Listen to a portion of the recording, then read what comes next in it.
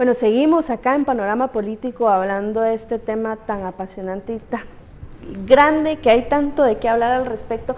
Carolina preguntaba al final del bloque anterior sobre el hacinamiento en las prisiones, o sea, si mucho nosotros como periodistas tenemos un contacto con las prisiones, las hemos visitado, pero es una realidad esporádica la que nosotros tenemos, no es lo mismo ir ahí, tener el contacto y la realidad diaria. O sea, ¿qué sucede adentro de las prisiones? ¿Por qué es que el sistema penitenciario no está siendo funcional para los reclusos, para las personas que están adentro? Incluso, ¿por qué las instituciones encargadas de atender a la juventud tampoco están funcionando? Pues tenemos varios graves problemas. Primero, no hay espacio. Segundo, hay mucha presión internacional. Los jueces ya no están actuando con la misma sana crítica que actuaban antes. Ahorita tienen presión internacional y tienen que mandar todos a centros preventivos. Ellos se sienten, si no los mandan a centros preventivos y algo más pasan, sobre ellos van a caer la culpa. La ley está clara, la última instancia es cárcel preventivo. Pero ¿qué está pasando actualmente? Estamos mandando a toda la gente a cárceles preventivos donde ya no hay espacio. Segundo, tenemos el problema de que hay mucha corrupción adentro del sistema penitenciario. Eso no es desconocido a nadie. Todos sabemos de que está muy corrupto y las personas no están logrando salir. Uno diría, como me decían anteriormente, y los jueces. Los jueces dependen del sistema penitenciario, de su equipo multidisciplinario para mandarlos los datos de quienes ya cumplieron para poder salir. Pero ¿qué pasa si el sistema penitenciario no manda? El sistema penitenciario está casi 600% sobrepoblado. ¿Cómo vamos a esperar que el sistema penitenciario va a poder aguantar con tanto? Y además no tienen suficientes empleados trabajando en el sistema penitenciario. ¿Cuál es la preocupación del pueblo? No son cárceles. Queremos que toda la gente esté ahí, pero no estamos preocupados en la funcionalidad de eso. Pero sí miramos los resultados al diario de la sobrepoblación, de las extorsiones que salen, de las motines que pasan, de ahí sí preocupamos, pero no preocupamos en esta otra parte, donde hay muchas personas que están privadas de libertad, está sobrepoblado. Además, no hay investigaciones como deberían ver. Lo que queremos es estadísticas para los tratados internacionales para decir que sí estamos luchando contra la corrupción, sí estamos luchando contra la extorsión, narcotráfico, etc. Y en las cárceles yo puedo hablar mucho de Santa Teresa porque lo conozco un poquito más. Tienes un sector, de hecho, que para, qué sé yo, 36 mujeres, donde hay 130 mujeres. Todos están durmiendo por plancha o cama, como dicen ahí, 2 en el piso, 2 en la de arriba, y en todo el pasillo está lleno de mujeres. Entonces, y pasan todo el día encerrado. Un día a la semana se pueden salir a las canchas que pusimos hace unos años, pero de ahí no están saliendo. Tienes gente con sus mentes vacíos todo el día. ¿Y qué esperamos? Yo les dije antes, hay un dicho en Guatemala, la mente vacío es el taller del diablo. Si no tienen nada más que hacer que pensar en tal vez una injusticia que los hicieron, o de la vida horrible que llevaron antes, o lo que sea, solo están maquinando todo el día. ¿Cómo puedo hacer el pueblo ver que me hicieron mal, o cómo puedo hacer ver al pueblo que sí soy malo? ¿Cuál es el riesgo de tener gente así a la hora de salir ya o de reinsertarse a la sociedad? Porque tarde o temprano, o sea, decimos ahí que se pudran en la cárcel, algunas personas lo hemos escuchado decir, pero ¿y luego qué pasa? Porque tarde o temprano van a salir, tarde o temprano van a tener que volver a la sociedad. Salgan y lamentablemente salen a lo mismo, no encuentran trabajo. Y yo entiendo. Es muy difícil contratar a alguien que tiene antecedentes penales. Yo entiendo esta parte. No encuentran trabajo, ya están tachados. Desde la vez que salen en los medios, ya es un delincuente. Presunción de inocencia, eso no existe. Ya son culpables desde que les sacan.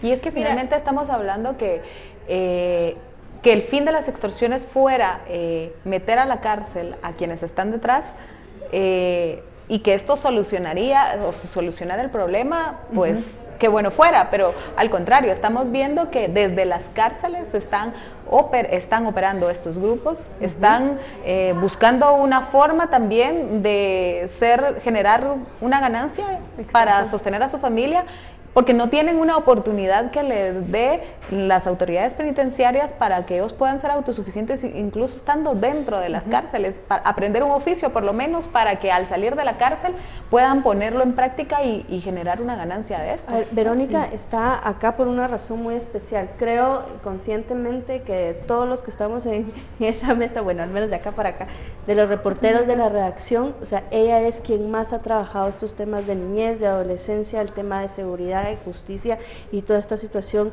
en presidios. Verónica, yo quisiera que nos compartieras también tu experiencia en esta cobertura, porque es importante conocer esa visión como de tercera persona que está ahí viendo cómo están moviéndose las cosas y lo que se hace y lo que no se hace al respecto. Bueno, en el caso, yo voy a hablar un poco más de gaviotas, digamos, y antes de dar un poco más la experiencia, solo empezar por hablar del tráfico. Díganme qué sienten ustedes cuando van en el tráfico encerrados y no pueden pasar. Por 3 horas que ustedes pasan, o sea, o uno pasa, uno está desesperado, incluso ya empieza a tirar como el carro y estos como gestos violentos. Entonces, ahora, ¿qué pasa si ustedes estuvieran 30 días encerrados, sin poder salir, sin poder moverse? ¿Cuál sería su actitud al tener un espacio para salir? Entonces, lo que estamos creando es más violencia.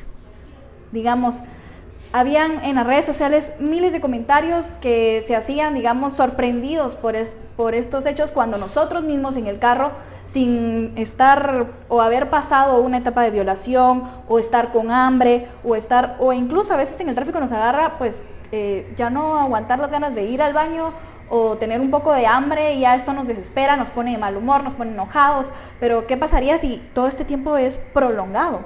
Y es lo que pasa en la vida de ellos. Digamos, hay mucha desprotección en el tema de la niñez. La experiencia que he tenido, pues he hablado con tanto como, más que todo, víctimas de estas situaciones, víctimas que no encuentran por dónde salir, víctimas que después de ser a los 5 años violada, pasa a una situación de trata de personas.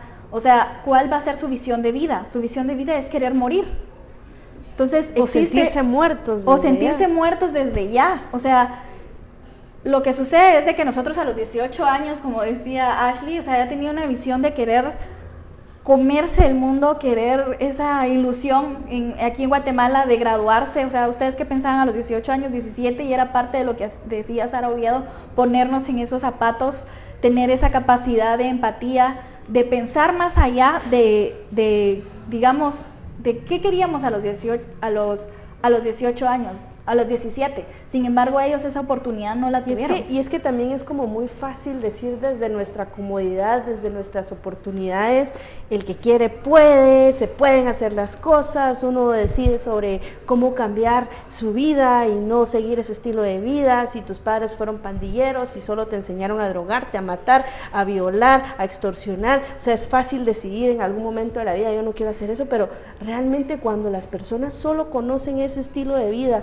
cuando no se les da oportunidad, cuando no, como decía Ashley, no tienen acceso a educación porque regresan temprano, porque no hay maestros, porque no les dan clases, los que quieren hacer algo por su vida, o sea, todo ese tipo de situaciones, o sea, es muy fácil criticarlas desde nuestra comodidad y decir, se puede hacer las cosas, pero realmente no lo es cuando mencionas todos esos aspectos, ¿no? Y es que sin duda aquí estamos hablando de fallas del Estado. Primero, por lo que mencionaba Ashley, en estos barrios no hay acceso a educación. Es muy difícil que los jóvenes puedan tener esa educación que tal vez nosotros tuvimos a los padres que nos lo dieron y nos dieron esa oportunidad de elegir lo que queríamos. En cambio, en ese caso, no ni siquiera eso, ¿verdad? Entonces, sí, creo que esto es un poco más de no solo lo va a hacer el Estado, sino tener la conciencia social, nosotros primero, y así mismo exigirle a las autoridades que cumplan con lo que tienen que hacer para los niñez y adolescentes. Y yo quería saber qué piensa Ashley. Digamos, en el caso he visto muchos comentarios que dicen, no vamos a mantenerlos de nuestros impuestos, o sea, no queremos mantener a estas personas o estas lacras, porque esas son las determinaciones que utilizan, digamos, y digamos, tú decías, o sea, existe un hacinamiento bastante grande. Entonces, ¿qué pasa? Digamos, ¿qué le podrías decir tú a la gente que dice pena de muerte?